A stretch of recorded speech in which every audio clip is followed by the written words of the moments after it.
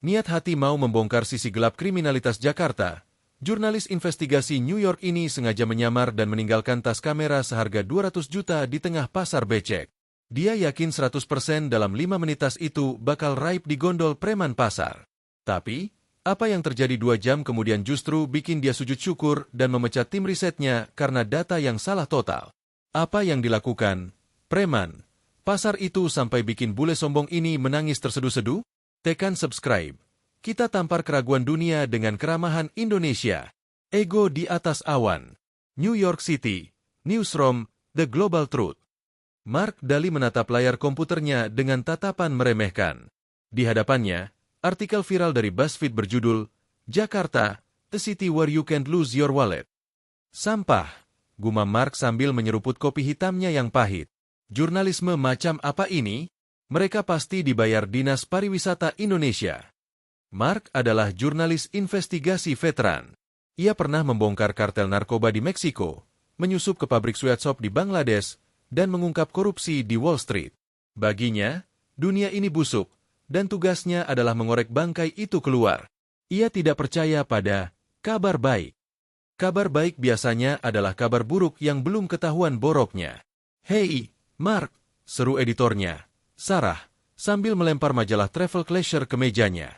"Orang-orang gila dengan Indonesia." Katanya tingkat kriminalitas jalanan di Jakarta lebih rendah dari Tokyo. Kamu mau cek?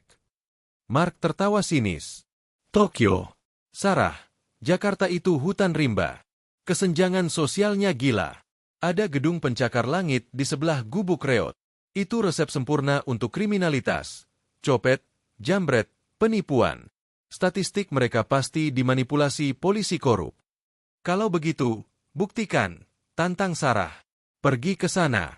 Bikin liputan undercover. Kalau kamu bisa membuktikan Jakarta itu tidak aman, kita dapat headline emas, The Lie of the Emerald Equator. Mark menyeringai. Tantangan diterima.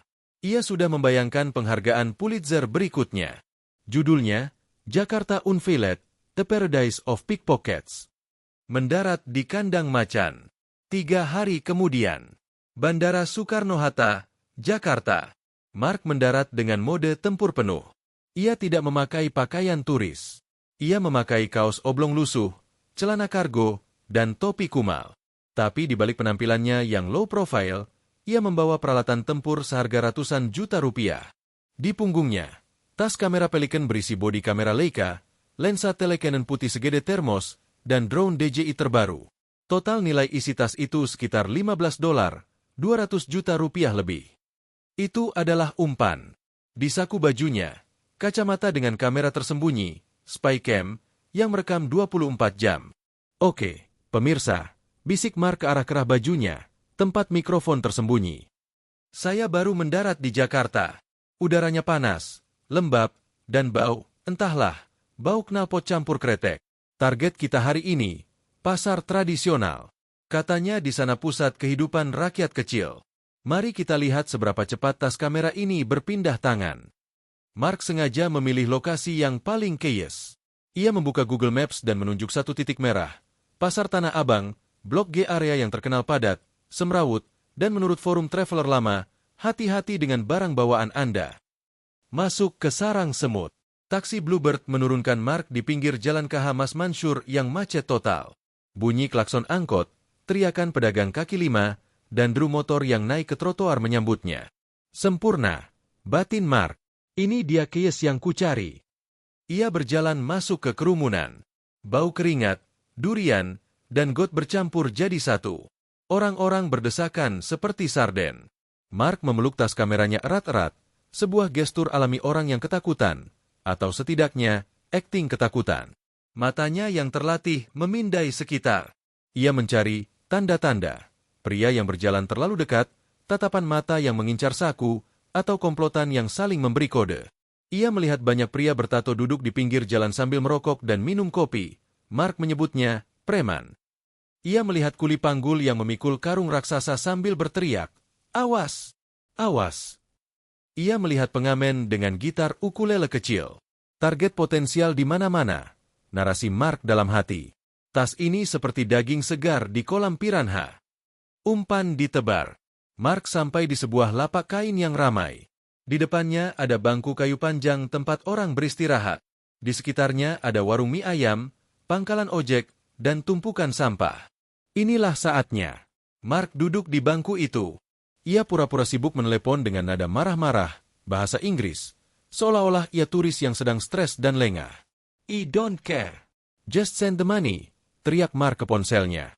Sambil berakting, ia meletakkan tas kamera mahalnya di sampingnya. Bukan di pangku, tapi diletakkan begitu saja di bangku. Resletingnya sengaja dibuka sedikit, memperlihatkan lensa putih mahal yang mengkilap. Lalu, ia melakukan hal yang paling nekat. Ia berdiri, berjalan menjauh sekitar 10 meter menuju penjual minuman dingin, meninggalkan tas itu sendirian. Tanpa pengawasan. Di tengah pasar Jakarta yang padat, jantung Mark berdegup kencang. Bukan karena takut kehilangan tas, itu aset kantor yang diasuransikan, tapi karena antisipasi. Spycam-nya merekam ke arah tas. 1 menit, hitung Mark dalam hati. Paling lama 1 menit. Pasti ada tangan cepat yang menyambarnya lalu lari ke gang sempit. Ia melihat seorang pria bertato naga di lengannya, memakai kaos kutang, mendekat ke arah bangku itu. Pria itu, sebut saja Bang Jago, duduk di sebelah tas Mark. Ia melirik tas itu. "Gocah," batin Mark. "Ayo, ambil. Jadikan aku terkenal." Bang Jago melirik kiri kanan. Ia menghisap rokoknya dalam-dalam. Lalu tangannya bergerak ke arah tas. Mark menahan napas. Inilah momennya. Tapi tangan Bang Jago tidak mengambil tas itu. Tangan itu justru menggeser tas itu sedikit ke tengah bangku agar tidak jatuh. Lalu ia kembali merokok dengan santai, seolah-olah menjaga tas itu seperti menjaga anaknya sendiri. Hah? Mark bingung. Mungkin dia menunggu temannya untuk operasi estafet. Mark menunggu lagi. 5 menit berlalu. 10 menit. 20 menit. Tas itu masih di sana. Orang-orang lalu lalang.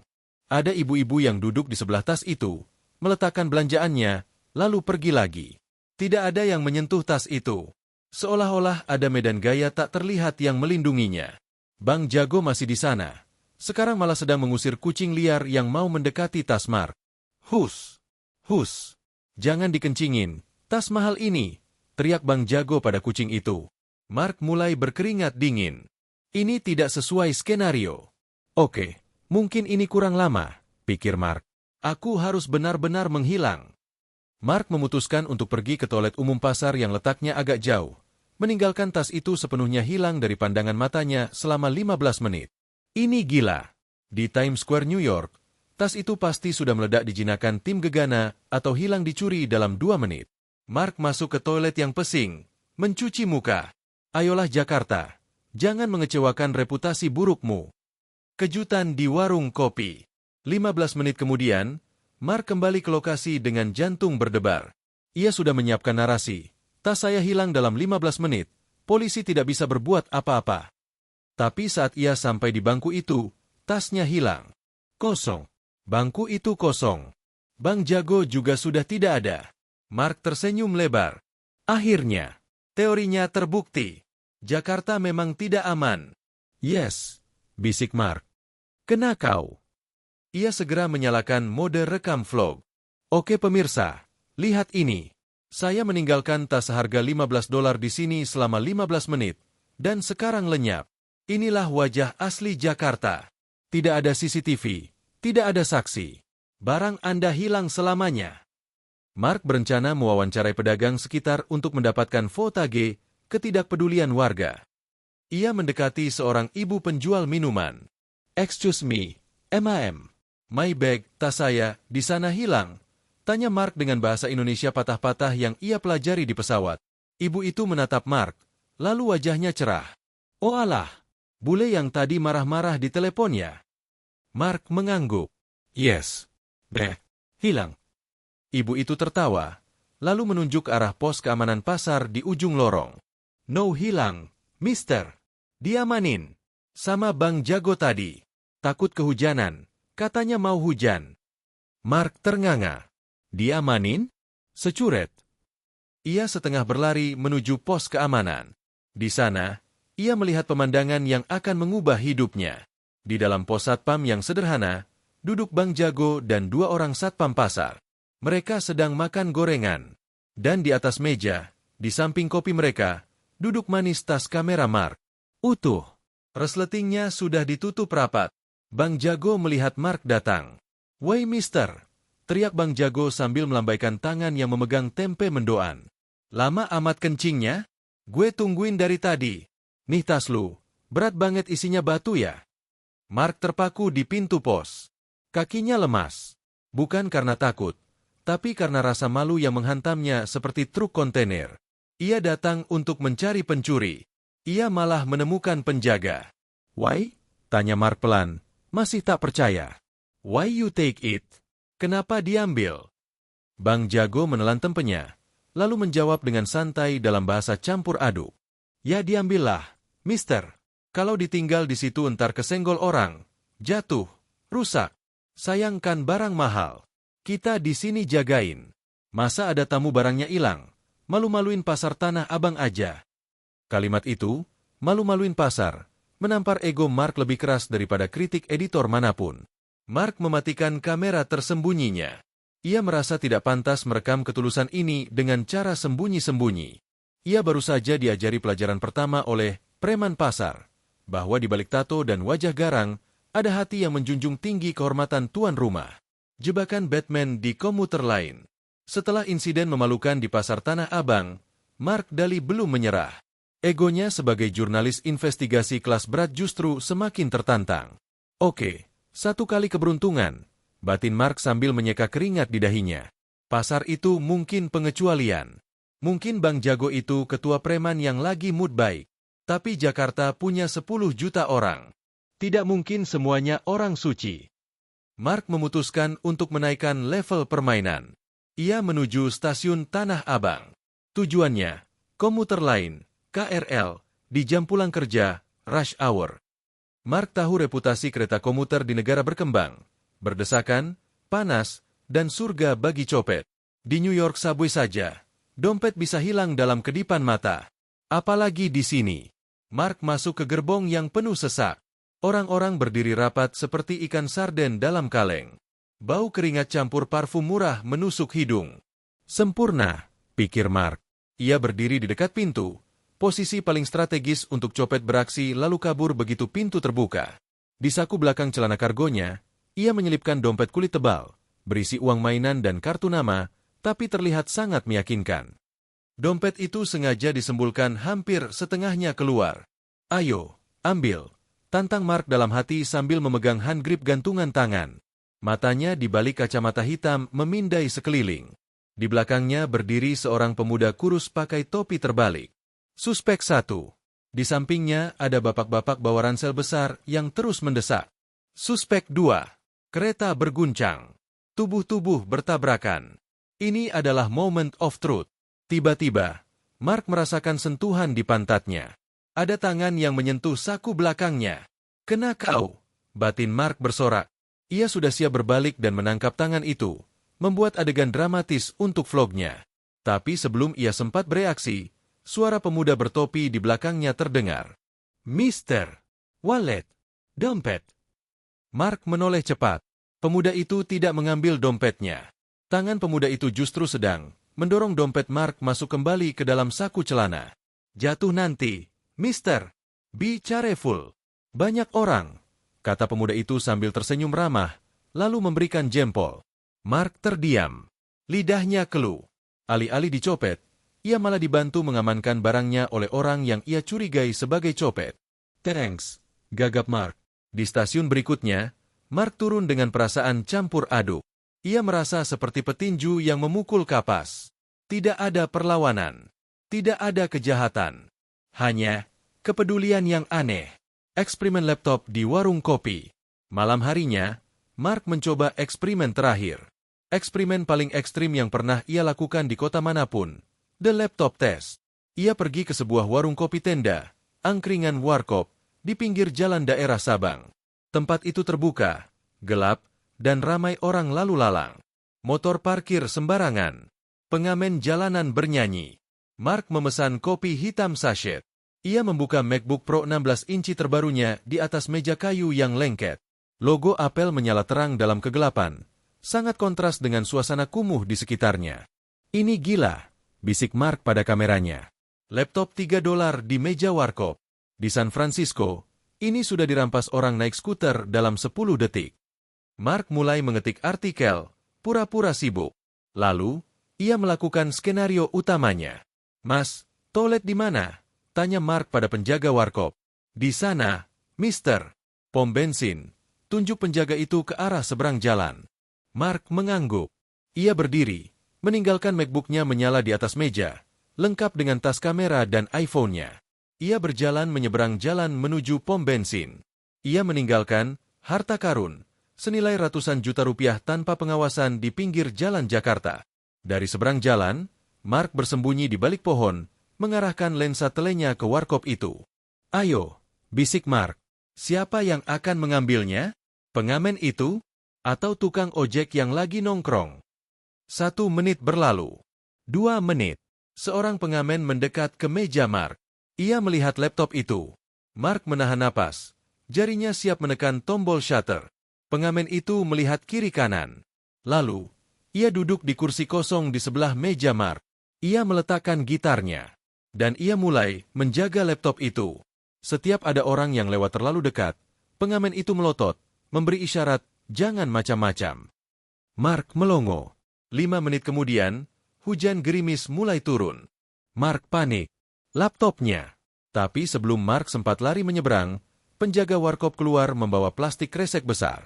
Dengan sigap, ia menutupi MacBook dan tas kamera Mark dengan plastik itu agar tidak basah. "Mister, hujan. Rain," teriak penjaga warkop ke arah pom bensin, mencari Mark. Mark menurunkan kameranya. Ia merasa lututnya lemas. Ia berjalan kembali ke warkop, menembus hujan. Saat ia sampai, barang-barangnya kering dan aman. Penjaga warkop dan pengamen itu tersenyum padanya. "Aman, Mister." "No wet," kata penjaga warkop sambil mengelap meja. Mark duduk kembali. Ia menatap layar MacBook-nya yang masih menyala. Ia menatap wajah-wajah orang di sekitarnya. Wajah-wajah lelah, wajah-wajah keras kehidupan jalanan, tapi mata mereka bersih. "Why?" tanya Mark pelan pada pengamen itu. "Kenapa kamu jaga? Kamu bisa ambil. Mahal ini. Bisa beli motor baru."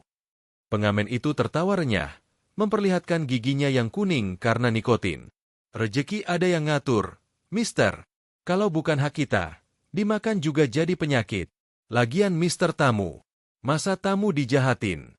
Kalimat sederhana itu menghantam Mark lebih keras daripada data statistik manapun. Malam itu, di bawah tenda terpal yang bocor, ditemani kopi sachet seharga Rp3.000, Mark Dali menangis. Ia menangis bukan karena sedih. Ia menangis karena malu. Malu pada prasangkanya sendiri. Malu pada arogansi, dunia pertama-nya yang menganggap kemiskinan selalu berbanding lurus dengan kejahatan. Ia membuka file artikelnya yang berjudul Jakarta Unveiled, The Paradise of Pickpockets. Ia menekan tombol delete. Lalu ia mulai mengetik judul baru, The City of Trust, Why I Was Wrong About Jakarta. Menyusun jebakan tikus. Matahari pagi Jakarta menembus tirai kamar hotel bintang 5 tempat Mark Dali menginap. Di meja kerjanya, tersebar peta Jakarta, kamera tersembunyi, dan serangkaian barang berharga yang akan menjadi umpan. Mark tidak datang ke sini untuk membuat vlog liburan. Ia datang untuk membuktikan bahwa data statistik kriminalitas Jakarta itu palsu. Sebagai jurnalis investigasi, ia tahu bahwa satu data anekdot, seperti Bang Jago di pasar kemarin, tidak bisa dijadikan kesimpulan. Itu bias. Ia membutuhkan pola. Hipotesis nol, gumamnya sambil memasang kancing kamera di kemejanya. Kriminalitas adalah fungsi dari kesempatan. Jika ada kesempatan, barang tak bertuan, dan pelaku rasional, orang yang butuh uang, maka pencurian pasti terjadi. Kecuali ada intervensi eksternal seperti polisi atau CCTV. Rencananya sederhana namun brutal. Ia akan melakukan 5 eksperimen stres. Ia akan dengan sengaja meninggalkan barang-barang bernilai tinggi di 5 lokasi dengan profil risiko berbeda. Jika satu saja barang itu hilang, headline beritanya aman, Jakarta, kota di mana barang Anda pasti hilang. "Mari kita lihat wajah aslimu, Jakarta," bisiknya, memasukkan segepok uang tunai, campuran asli dan mainan, ke dalam dompet kulit tebal. Eksperimen 1. KRL komuter lain. Umpan, dompet tebal di saku belakang. Target pertama adalah transportasi massal di jam sibuk, rush hour. Di New York Subway atau Paris Metro, copet adalah profesi yang ditekuni dengan serius. Mark masuk ke stasiun Manggarai yang legendaris padatnya. Ia membiarkan dirinya terdorong masuk ke dalam gerbong yang penuh sesak seperti kaleng sarden. Di dalam gerbong, Mark berdiri di dekat pintu. Ia sengaja menaruh dompet kulit tebalnya di saku belakang celana kargo yang longgar. Dompet itu menyembul keluar hampir setengahnya, seolah berteriak, "Ambil aku!" Kereta berguncang. Tubuh-tubuh bertabrakan. Mark merasakan gesekan di belakangnya. Ini dia, pikir Mark. Pasti ada tangan jahil. Tiba-tiba, ia merasakan tepukan di bahunya. Seorang bapak-bapak berkemeja batik lusuh menegurnya. "Mister, wallet, dompet." Mark menoleh. Bapak itu menunjuk ke saku belakang Mark dengan wajah khawatir. "Be careful. Jatuh nanti. Masukin tas aja, Mas," kata bapak itu. Lalu dengan polosnya membantu mendorong dompet Mark masuk lebih dalam ke saku celananya agar aman. Mark terdiam. Alih-alih dicopet, ia malah dibantu mengamankan barangnya oleh orang yang ia curigai. "Thanks," gagap Mark. Bapak itu hanya tersenyum dan mengacungkan jempol. Eksperimen 2. Masjid Istiqlal. Umpan, sepatu mahal. Mark menaikkan taruhan. Ia menuju Masjid Istiqlal. Ia mendengar bahwa pencurian alas kaki adalah hal lumrah di tempat ibadah. Ia memakai sepatu Nike Air Jordan edisi terbatas seharga $500, sekitar 7 juta rupiah. Benda yang sangat liquid di pasar gelap Senen. Mark, yang non-muslim, meminta izin masuk area pelataran untuk wisata. Ia melepas sepatunya di batas suci, tapi sengaja tidak menaruhnya di loker penitipan. Ia meletakkannya begitu saja di pinggir tangga yang ramai orang lalu lalang. Lalu, ia berjalan menjauh, bersembunyi di balik pilar besar, mengamati dengan lensa tele. 1 jam berlalu. Ribuan orang keluar masuk untuk sholat zuhur. Banyak orang melihat sepatu mentereng itu. Beberapa anak kecil menunjuk-nunjuknya kagum. "Ayo, batin Mark, ambil. Sepatu ini bisa buat makan sebulan."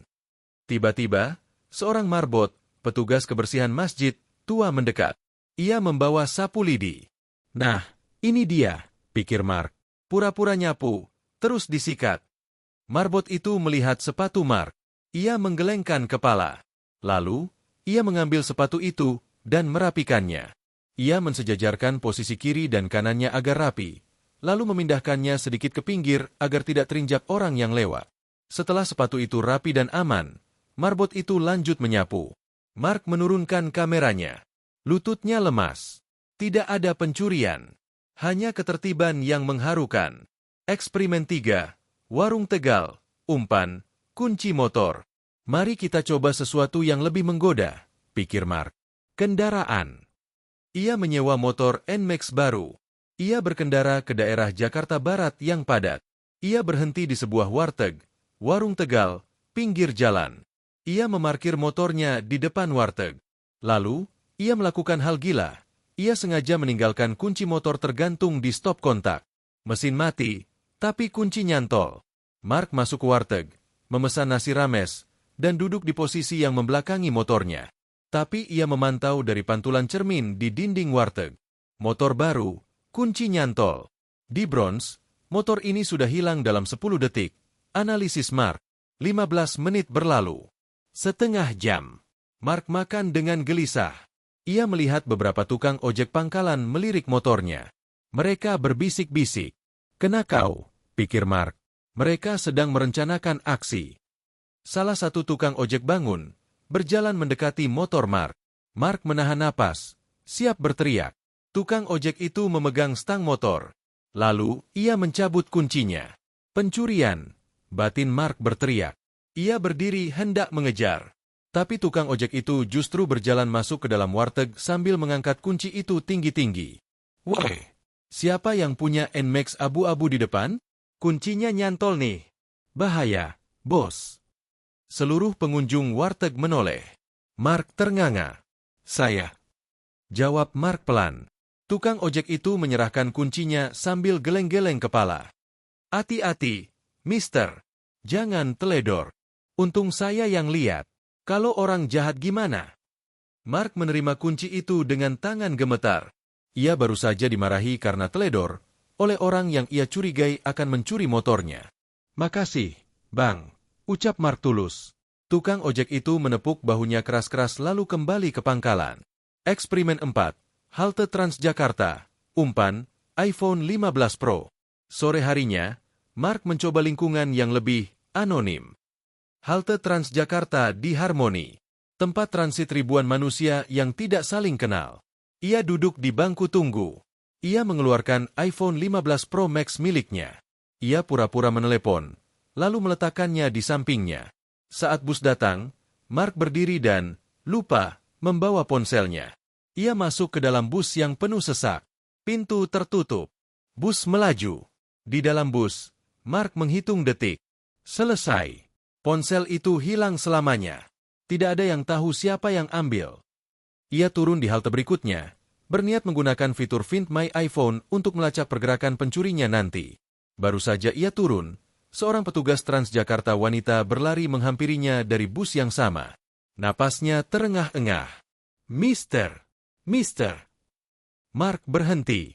Petugas itu menyerahkan iPhone-nya. Ada penumpang lapor ponsel ketinggalan di bangku Harmoni.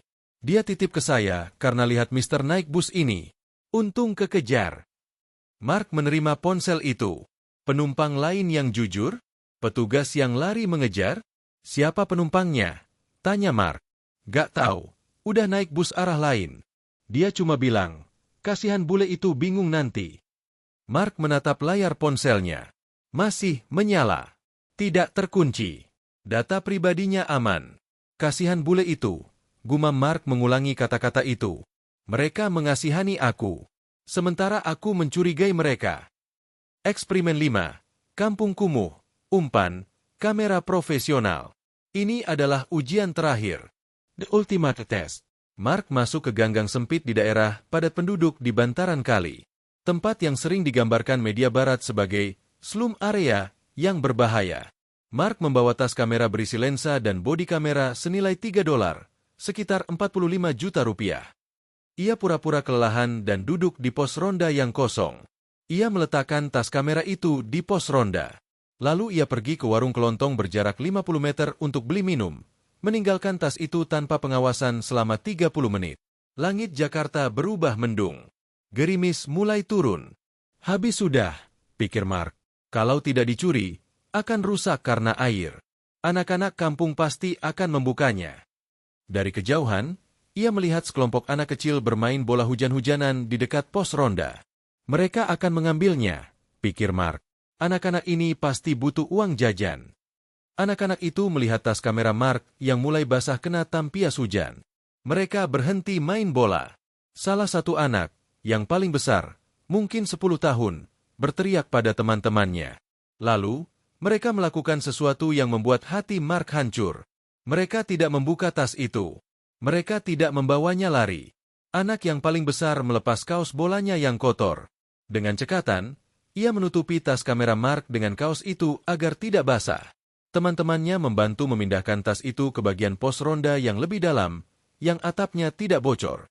Setelah memastikan tas itu aman dan kering, mereka kembali main bola dengan bertelanjang dada di bawah hujan. Air mata Mark menetes tanpa ia sadari. Lensa tele di tangannya turun. Pertahanannya runtuh total. 30 menit kemudian, saat hujan reda, Mark kembali ke pos ronda. Tasnya kering. Isinya utuh. Kaos bola kotor itu masih menutupi tasnya seperti selimut pelindung. Mark memegang kaos basah itu. Bau keringat anak-anak kampung yang tulus. Bau kejujuran yang tidak bisa dibeli dengan uang $3. Runtuhnya Menara Gading. Malam itu, di kamar hotelnya, Mark duduk di lantai. Di depannya berjejer 5 barang bukti. Dompet, sepatu Jordan, kunci motor, iPhone, dan tas kamera. 5 dari 5. Tingkat pengembalian 100%. Ia membuka laptopnya, menatap draft artikelnya yang berjudul Jakarta, The City of TFS. Jari-jarinya menekan tombol delete. Menghapus judul itu huruf demi huruf. Ia membuka data statistik kepolisian New York. Rasio pengembalian barang hilang 10%. Ia melihat catatannya tentang Jakarta. Rasio eksperimen, 100%. Ini bukan soal GDP. Amerika jauh lebih kaya dari Indonesia. Ini bukan soal teknologi. CCTV New York jauh lebih canggih dari Jakarta. Ini bukan soal polisi. Polisi Jakarta tidak ada di pos ronda tadi. Ini budaya, bisiknya pada ruangan yang sunyi. Ini adalah gotong royong. Ini adalah agama yang hidup dalam perbuatan, bukan cuma di tempat ibadah. Teori yang ia yakini selama 20 tahun karir jurnalistiknya, bahwa kemiskinan melahirkan kejahatan, hancur lebur di hadapan kaos kotor seorang bocah kampung di bantaran kali. Mark Daly, sang jurnalis sinis, malam itu menangis. Bukan karena sedih, tapi karena ia baru saja menemukan kembali harapan pada umat manusia yang ia pikir sudah punah. Harapan itu bernama Indonesia. Kekacauan yang teratur di Manggarai. Eksperimen barang hilang telah mengguncang keyakinan Mark, namun sebagai jurnalis skeptis, ia tahu bahwa kejujuran pasif, tidak mencuri, berbeda dengan kebaikan aktif, menolong orang lain. Ia membutuhkan data tentang interaksi sosial dinamis di bawah tekanan ekstrim. Tempat terbaik untuk melihat watak asli sebuah masyarakat adalah saat mereka lelah, lapar, dan ingin pulang. Mark memilih neraka transportasi, Jakarta sebagai laboratorium berikutnya. Stasiun Manggarai di jam pulang kerja, pukul 17.30 WIB. Lautan manusia. Ribuan orang berdesakan di peron. Tubuh menempel tubuh, keringat bercampur parfum murah dan aroma knalpot. Bagi Mark, ini mengingatkannya pada adegan evakuasi di film World War Z. Dalam kondisi kepadatan seperti ini, teori psikologi crowd behavior mengatakan bahwa individualisme akan meroket. Orang akan menjadi agresif, egois, dan kehilangan empati demi memperebutkan 1 inci ruang untuk bernapas. Lihat mereka, batin Mark saat kereta tujuan Bogor merapat. Mereka akan saling sikut. Yang kuat yang dapat duduk. Hukum rimba. Pintu kereta terbuka. Arus manusia mendesak masuk. Mark terbawa arus, terhimpit di dekat pintu. Napasnya sesak. Kameranya terjepit di ketiak orang asing. Namun, di tengah himpitan daging manusia itu, matanya menangkap sebuah anomali visual yang mencolok. Di sudut gerbong, ada deretan kursi dengan stiker merah bertuliskan kursi prioritas. Gerbong itu penuh sesak. Orang berdiri berhimpitan seperti ikan sarden.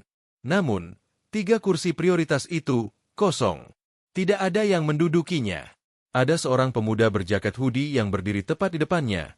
Wajahnya tampak kelelahan, matanya berat mengantuk. Lututnya sesekali goyah saat kereta mengerem. Kursi kosong itu hanya berjarak 30 cm dari pantatnya. Di New York Subway, pemuda itu pasti sudah duduk, memasang headphone, dan pura-pura tidur agar tidak perlu memberikannya pada orang lain. Di London Tube, kursi itu adalah trofi bagi siapa yang tercepat. Tapi di sini, pemuda itu bahkan tidak meliriknya. Seolah-olah kursi itu dilingkari kawat berduri tak kasat mata.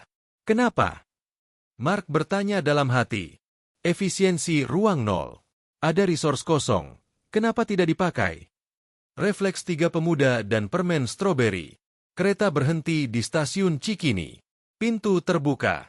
Seorang nenek tua, mungkin berusia 80-an, masuk dengan langkah tertatih. Ia membawa keranjang pasar anyaman yang bau terasi.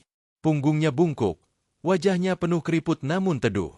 Apa yang terjadi dalam 3 detik berikutnya membuat bulu kuduk Mark merinding. Belum sempat nenek itu mencari pegangan. Belum sempat ia membuka mulut untuk meminta tolong, sebuah fenomena sinkronisasi sosial terjadi.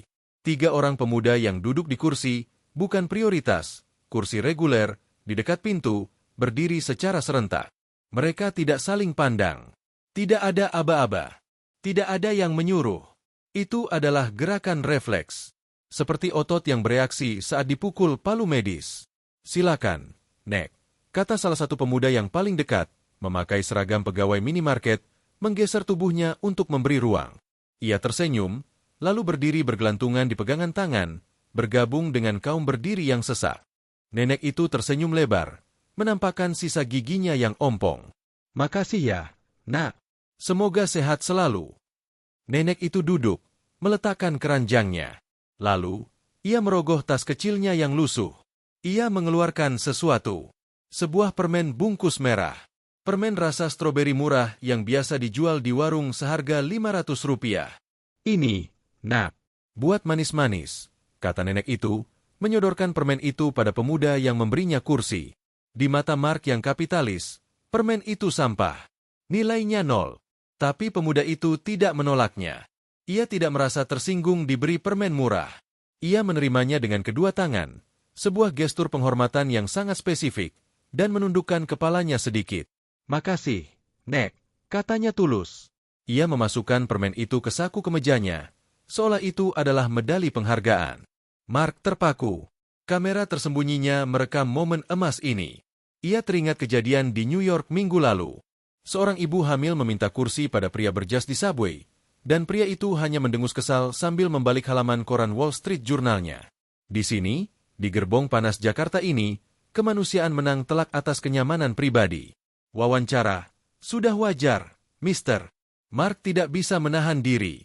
Ia menyelinap di antara kerumunan, mendekati pemuda penerima permen itu saat kereta mulai sepi di stasiun Pasar Minggu. "Excuse me," sapa Mark. "Boleh tanya?" "Woi, kenapa kamu kasih kursi? Kamu capek kerja seharian. Kursi prioritas kosong di sana." Pemuda itu menatap Mark dengan bingung. Pertanyaan itu terdengar aneh baginya. "Maksud Mister?" Tanyanya balik dalam bahasa Inggris patah-patah. "Itu grandma. Nenek-nenek. Old." "Ya, tapi itu bukan hukum. Not law. Polisi tidak tangkap kamu kalau duduk," desak Mark. "Kenapa otomatis?" Pemuda itu menggaruk kepalanya yang tidak gatal. Ia mencari kata-kata yang tepat, lalu menjawab dengan kalimat yang akan mengubah arah liputan Mark selamanya. "Ya, sudah wajar, Mister. Normal. Malu kalau saya duduk, orang tua berdiri. Dosa." Kata kunci, "sudah wajar, it's natural."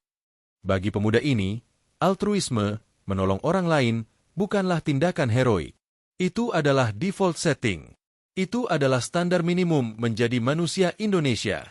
Mark menyadari kesalahannya selama ini. Di Barat, menolong orang dianggap sebagai kebaikan ekstra yang butuh apresiasi.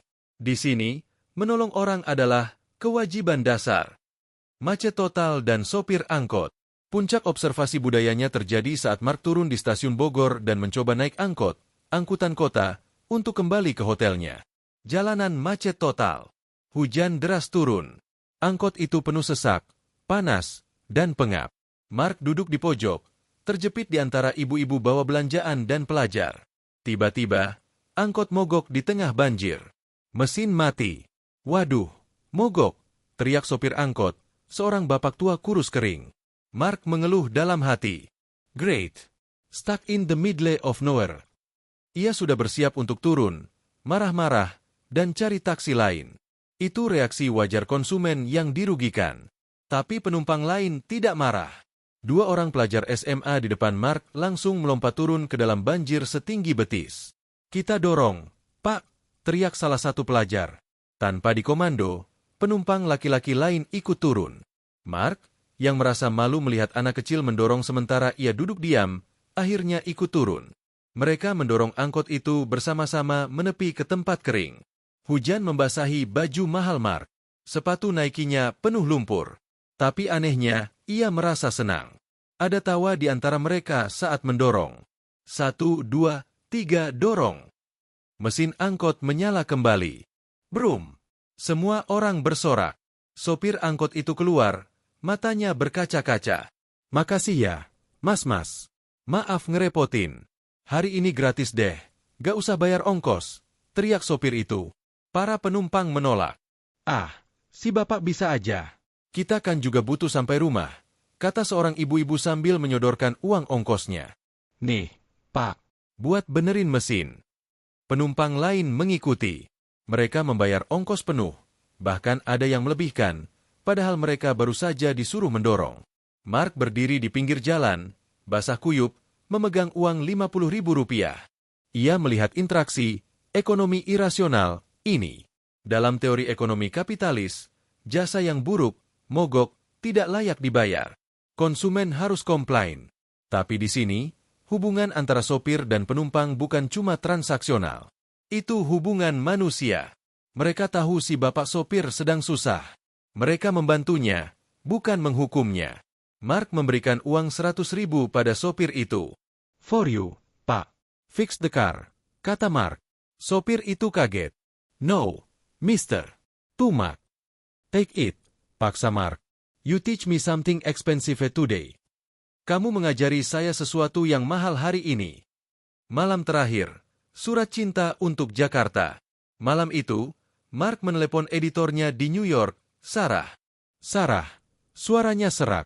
Artikel tentang surga copet, itu lupakan.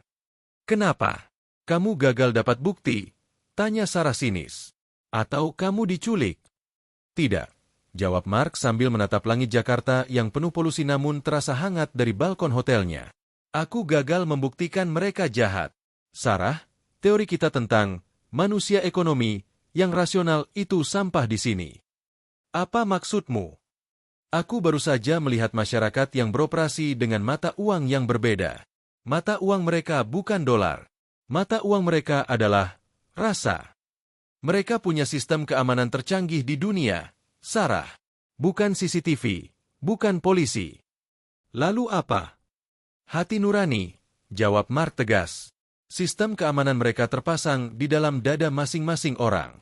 Dan sistem itu aktif 24 jam. Mark menutup telepon. Ia membuka laptopnya. Ia mulai mengetik paragraf penutup untuk artikel barunya. Jika Anda kehilangan dompet di New York, Anda berdoa pada polisi. Jika Anda kehilangan dompet di Jakarta, Anda tidak perlu berdoa. Karena dompet itu mungkin sedang dalam perjalanan kembali kepada Anda, dibawa oleh tangan seorang kuli panggul yang gajinya sehari lebih kecil dari harga kopi Anda. Mark Daly tersenyum. Besok ia akan pulang ke Amerika. Tapi sebagian hatinya akan tertinggal selamanya di gerbong kereta Manggarai yang panas itu. Malam yang menggigit. Euforia itu seperti obat bius. Ia membuatmu merasa tak terkalahkan. Namun saat efeknya habis, realitas menghantam 2 kali lebih keras. Setelah serangkaian, keajaiban, kejujuran yang ia saksikan, dompet di KRL, laptop di warkop, tas kamera di kampung, Mark Daly merasa ia telah menemukan Shangri-La. Ia merasa diterima. Ia merasa aman. Mungkin terlalu aman. Malam itu, setelah seharian melakukan eksperimen yang sukses, Mark memutuskan untuk berjalan kaki kembali ke hotelnya dari kawasan kota tua. Jam menunjukkan pukul 22. Ia melewati sebuah kawasan remang-remang di dekat Glodok. Jalanan sepi, lampu jalan mati, dan aroma selokan menyengat hidung. Di sebuah pos ronda kosong, sekelompok pemuda tanggung sedang duduk-duduk. Mereka minum tua oplosan, mata mereka merah, tawa mereka keras dan liar. Mark berjalan melewati mereka dengan percaya diri. Ia merasa sudah mengerti Jakarta. Ia tersenyum sok akrab. Hello, guys. Tapi malam ini berbeda. Salah satu pemuda, yang bertato kawat berduri di lehernya, menatap Mark dengan tatapan predator. Ia berdiri, menghalangi jalan Mark. Woi, bule, bagi duit dong, serunya kasar, bau alkohol menguap dari mulutnya. Teman-temannya berdiri, mengepung Mark. Tawa mereka bukan tawa ramah seperti di warkop kemarin. Itu tawa hiena yang melihat bangkai. Minta rokok, cigarette, money, bentak yang lain, mendorong bahu Mark. Jantung Mark berdegup kencang. Fight or flight. Sorry, no money, kata Mark tegas, mencoba mempertahankan wibawa. Alah, bohong lu, bule pelit. Pemuda bertato itu meludahi sepatu Mark. Di negara lu orang kaya, di sini lu injek-injek kita. Bagi sini tas lu. Mark tersentak. Ludah itu, penghinaan itu bukan sekadar kriminalitas. Itu adalah kemarahan kelas sosial. Itu adalah suara orang-orang yang merasa terpinggirkan di tanah mereka sendiri, melihat orang asing datang dengan kamera mahal saat mereka susah makan. Mark mendorong pemuda itu dan lari. Ia berlari kencang, napasnya memburu, dikejar teriakan caci maki dan botol kaca yang pecah di aspal di belakangnya. Malam itu, Jakarta tidak terasa seperti surga. Ia terasa seperti kota besar lainnya, keras, sinis, dan penuh dengan ketimpangan yang memicu kebencian. Bisikan di lobi hotel. Mark sampai di lobi hotelnya dengan napas tersengal. Ia aman. Satpam hotel membukakan pintu kaca dengan hormat. Namun, saat ia duduk di lobi untuk menenangkan diri, ia mendengar percakapan 2 orang resepsionis wanita di balik meja marmer. Mereka berbicara dalam bahasa Indonesia cepat, mengira Mark tidak paham. padahal Mark sudah merekam dan menerjemahkannya nanti. Itu si bule wartawan datang lagi, bisik salah satu resepsionis dengan nada kesal. Kusut banget bajunya. Iya, reseh banget dia. Tiap hari nanya-nanya satpam, mancing-mancing perkara. Konten creator sampah, jawab temannya. Dia pikir kita ini objek sirkus apa? Ninggalin dompet sembarangan, ninggalin laptop. Itu kan mancing orang buat jahat. Testing-testing moral orang miskin. Sombong banget. Bener. Poverty porn. Mentang-mentang dari Amerika, kita dianggap tikus lab. Gak sopan. Wajah Mark memerah padam.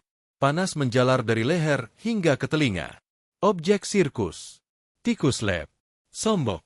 Kata-kata itu menohok ego jurnalistiknya lebih dalam daripada ludah preman tadi. Ia pikir ia datang sebagai pengamat yang objektif. Ternyata, bagi warga lokal yang cerdas, ia hanyalah turis intelektual yang arogan. Ia adalah gangguan. Eksperimennya bukan memuji kejujuran mereka. Eksperimennya justru menghina integritas mereka dengan cara mengujinya terus-menerus. Mark berdiri kaku. Ia merasa telanjang. Ia merasa asing. Tanpa menoleh, ia berjalan cepat menuju lift, menundukkan kepalanya dalam-dalam. Malam gelap jiwa di kamar 405. Malam itu di kamar hotel, Mark mengalami krisis eksistensial. Ia duduk di tepi tempat tidur, menatap lampu kota Jakarta dari balik jendela kaca. Lampu-lampu itu tidak lagi terlihat hangat baginya. Mereka terlihat seperti mata-mata yang menghakimi. Apakah semua keramahan yang ia alami sebelumnya palsu? Apakah ia hanya beruntung?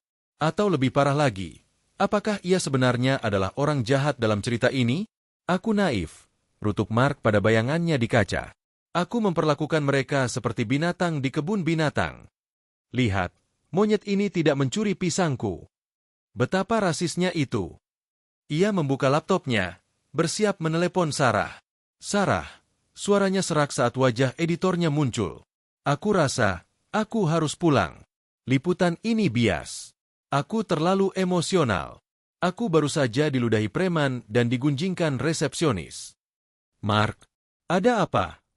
Sarah tampak kaget melihat jurnalis andalannya rapuh. Mark menceritakan segalanya. Aku merasa tidak diinginkan di sini. Sarah, mungkin, utopia, itu tidak ada. Mungkin mereka membenci kita.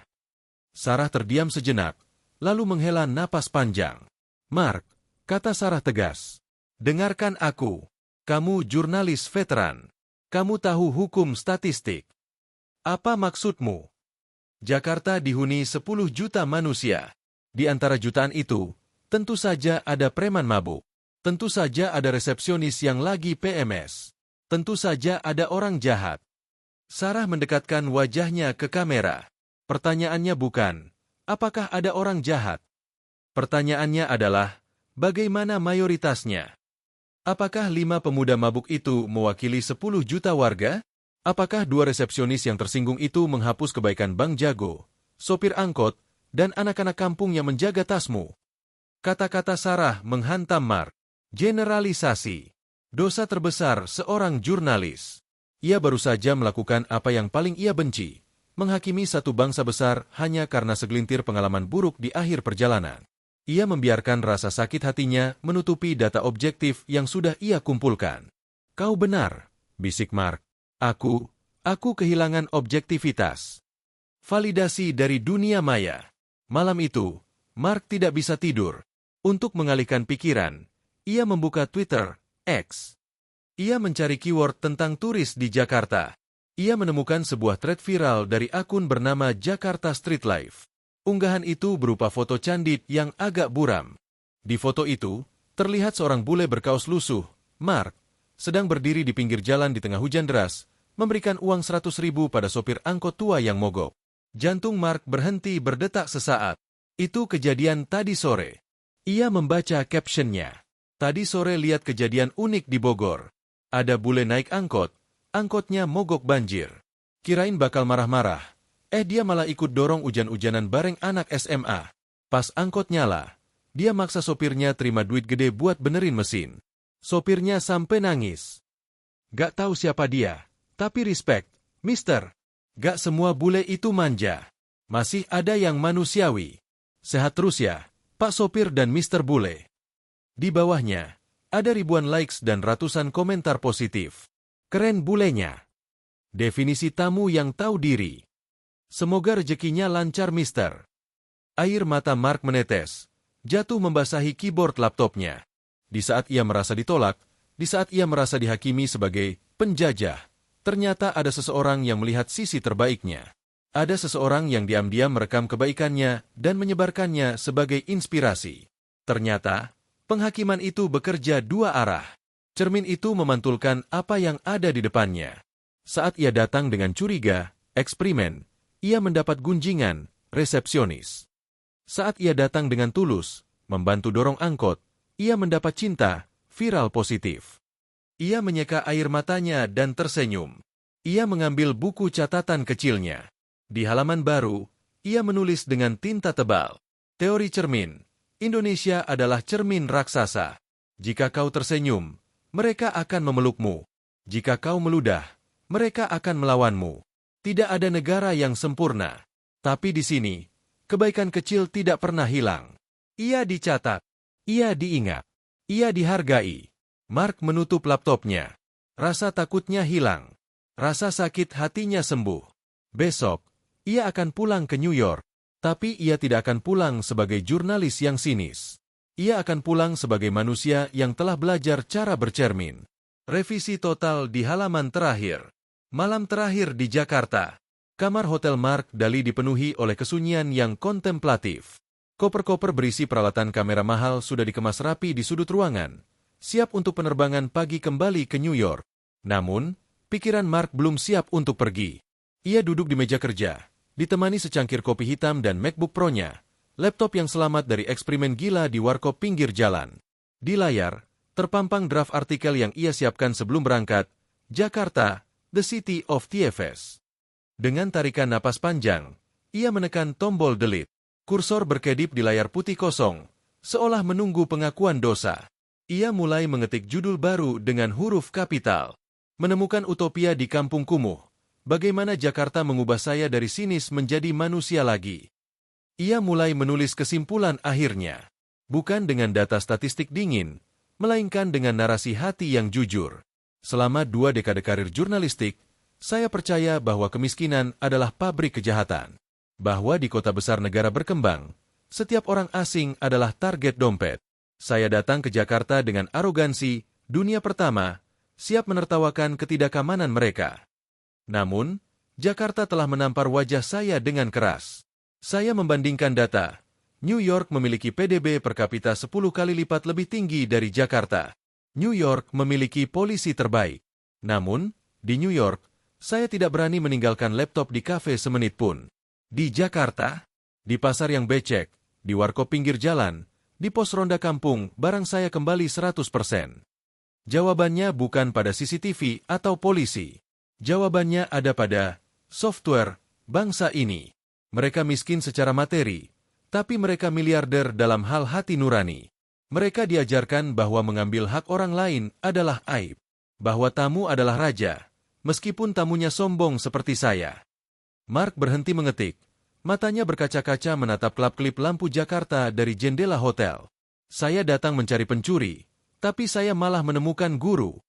Hadiah perpisahan, bukan uang, tapi masa depan. Pukul 6 pagi. Sebelum ke bandara, Mark meminta sopir taksinya mampir ke satu tempat. Bukan Monas, bukan mal mewah. Ia kembali ke pasar Tanah Abang, ke tempat Bang Jago biasa mangkal. Pasar sudah ramai. Mark melihat Bang Jago sedang minum kopi sambil ngobrol dengan teman-temannya. Tato naganya terlihat garang di pagi hari. Mark turun dari taksi. Bang Jago melihatnya dan langsung berdiri. Wajahnya sumringah. "Wah, mister, come back lagi. Mau ilangin tas lagi?" Canda Bang Jago, disambut tawa teman-temannya. Mark tersenyum. Ia tidak membawa kamera. Ia membawa sebuah amplop tebal. "Bang," kata Mark dalam bahasa Indonesia yang sudah ia latih. "Terima kasih. You save me." Mark menyodorkan amplop itu. Isinya bukan uang tunai untuk foya-foya. Di dalamnya ada dokumen beasiswa kursus bahasa Inggris dan komputer untuk anak Bang Jago, yang Mark tahu dari obrolan kemarin ingin jadi orang sukses. Dan sebuah kartu nama, Mark Daly, Senior Journalist, New York. Bang, this is for your son. Sekolah. School. Bang Jago membuka amplop itu, melihat isinya. Wajah garangnya melunak. Matanya memerah. Preman pasar yang ditakuti itu tiba-tiba terlihat seperti ayah biasa yang rapuh. Mister, ini mahal. Suara Bang Jago bergetar. No more. Integrity is expensive. Jawab Mark tegas. Kejujuran abang mahal. Ini investasi saya. Bang Jago memeluk Mark erat-erat. Pelukan laki-laki yang jujur. Bau keringat dan rokok kretek itu kini terasa seperti bau persaudaraan bagi Mark. Makasih, Mister. Anak gue bakal jadi orang bener. Kayak Elo. Pemandangan di gerbang keberangkatan. Pukul 9 pagi. Bandara Soekarno-Hatta. Mark sudah melewati imigrasi. Ia duduk di ruang tunggu business class, dikelilingi ekspatriat dan orang kaya yang sibuk dengan gadget mereka. Di layar TV bandara, berita breaking news CNN menayangkan kerusuhan penjarahan toko di San Francisco. Mark menggelengkan kepala miris. Di negaranya yang maju, orang menjarah Apple Store di siang bolong. Di sini, di negara berkembang, orang menjaga laptop orang asing di pinggir jalan. Siapa yang sebenarnya lebih beradab? Tiba-tiba, seorang petugas kebersihan bandara, cleaning service, lewat di depannya. Petugas itu melihat ada sampah tisu bekas kopi Mark yang jatuh di karpet. Tanpa diminta, tanpa mengeluh, petugas itu memungut tisu itu sambil tersenyum dan mengangguk sopan pada Mark. Permisi, Pak. Ucapnya pelan. Mark tersenyum balik. Terima kasih, Mas. Mark mengeluarkan kamera Leica-nya. Ia tidak memotret pemandangan landasan pacu. Ia memotret punggung petugas kebersihan itu. Itu dia lagi, batin Mark. Pahlawan tanpa jubah. Orang-orang kecil yang membuat bangsa ini besar. Terbang menjauh. Cahaya di bawah sana. Pesawat Qatar Airways yang membawa Mark perlahan bergerak. Mesin menderu, mengangkat burung besi itu ke angkasa. Mark menempelkan wajahnya ke jendela. Di bawah sana, Jakarta terhampar luas. Macet, polusi, semrawut. Tapi dari ketinggian ini, Mark tidak melihat kekacauan. Ia melihat hamparan cahaya yang hangat. Selamat tinggal, bisik Mark. Ia tahu, ia tidak sedang meninggalkan sekadar kota. Ia meninggalkan sebuah kepingan jiwanya yang hilang. Ia meninggalkan tempat di mana ia belajar bahwa menjadi kaya bukan soal isi dompet, tapi soal isi hati. Ia memejamkan mata, membiarkan bayangan wajah-wajah itu melintas. Bang Jago, pemuda di KRL, tukang ojek yang marah karena kunci motornya tertinggal, dan anak-anak kampung yang menutupi tasnya dengan kaos kotor. Mereka adalah guru besar kehidupan yang sesungguhnya. Pendaratan di realitas lama. 20 jam kemudian. Bandara JFK, New York. Cuaca di luar dingin dan berangin. Mark berjalan keluar dari terminal kedatangan. Suasananya berbeda drastis. Orang-orang berjalan cepat, wajah-wajah dingin, sirene polisi terdengar di kejauhan. Di pintu keluar, Mark melihat seseorang menjatuhkan sarung tangannya tanpa sadar. Orang di belakangnya melihat itu, tapi diam saja, melangkahi sarung tangan itu, dan terus berjalan. Tanpa sadar, Mark berteriak, "Hey! You dropped your glove." Orang itu menoleh, mengambil sarung tangannya, bergumam, "Thanks," tanpa senyum, lalu pergi. Mark berdiri terpaku di trotoar New York yang dingin. "Ya Tuhan," desisnya. "Aku sudah kembali ke hutan beton yang asli." Dulu ia pikir ketidakpedulian ini adalah tanda kemajuan. Tanda masyarakat modern yang sibuk dan efisien. Tapi sekarang ia tahu ini adalah kemunduran. Ini adalah penyakit jiwa. Janji untuk Sarah. Malam itu, di kantor redaksi The Global Truth, Mark meletakkan draft artikelnya di meja Sarah. Sarah membacanya dalam diam. 1 halaman, 2 halaman, 5 halaman. Saat ia selesai, mata Sarah berkaca-kaca. "Mark, ini." Sarah menelan ludah. "Ini bukan investigasi kriminal. Ini surat cinta." "Ya," jawab Mark tenang. "Dan ini adalah artikel terbaik yang pernah kutulis." Tapi ini tidak menjual ketakutan, Mark. Berita buruk yang laku dijual. Bad news is good news. Mark menggeleng. "Dengar, Sarah. Dunia sudah terlalu penuh dengan kebencian. Kita, media, terus-menerus memberi makan rasa takut itu. Tapi di sana, di Indonesia, aku melihat obatnya. Obatnya adalah trust, kepercayaan. Mark menatap mata editornya dengan tekad bulat. Terbitkan ini, tanpa edit, atau aku keluar. Sarah tersenyum. Oke, kita terbitkan besok. Halaman depan. Epilog, Gema Kebaikan. Seminggu kemudian, artikel Mark viral di seluruh dunia. Ribuan email masuk ke kotak surat Mark. Dari orang-orang yang pernah ke Indonesia dan membenarkan ceritanya. Dari orang-orang yang belum pernah ke sana, tapi kini ingin pergi. Tapi ada satu email yang paling berharga bagi Mark. Email dari seseorang bernama Ahmad, anak Bang Jago. Subjek, Thank you Mr. Mark. Isinya pendek, bahasa Inggrisnya berantakan, tapi tulus. Hello Mr. Mark. Father say hi. I start school English today. Teacher say is smart. I want be reporter like you. But I want report good news only. Like you do for Jakarta. Angyu. Come back soon. Coffee on me. Mark Dali tersenyum. Air mata bahagia menetes di pipinya. Ia membalas email itu dengan cepat. Hai Ahmad. Good luck. Be a good reporter. And yes, I will come back. Jakarta is home now. Mark menutup laptopnya, lalu melihat keluar jendela apartemennya di Manhattan. Langit New York masih dingin, tapi hati Mark terasa hangat. Karena di dalam dadanya, ia membawa pulang oleh-oleh termahal dari Indonesia. Kepercayaan bahwa manusia itu pada dasarnya baik.